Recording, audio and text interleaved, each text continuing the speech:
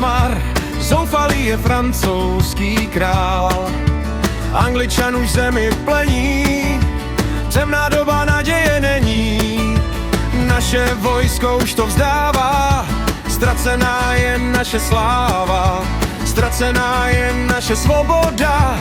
Čeká se, co přinese náhoda, ale hlasy zní, nebe k ní hovoří.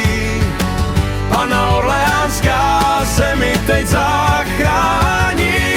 Za náš cíl, za náš francouzský trůn, za náš domov a víru, svatý kříž, v ruce stříbrný meč, začíná velká steč.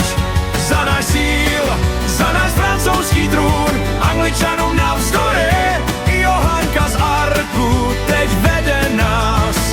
Vyslyšte nebeský hlas.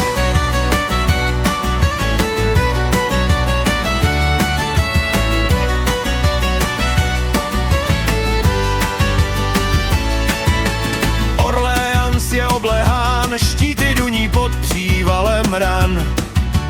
Bůh nám dává sílu v boji, nikdo z nás už se nebojí.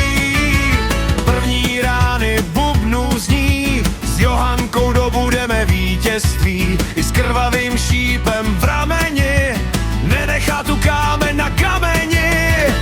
Ale hlasy zní, archanděl hovoří, Panna Orleánská zemi teď zachrání. Za náš cíl, za náš francouzský trůn, za náš domov a víru, svatý kříž, v ruce stříbrný meč, začíná velká steč.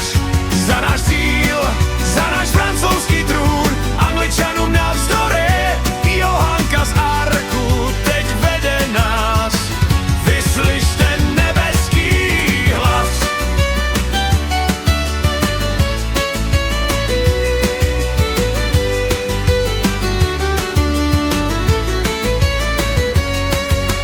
Za Johanku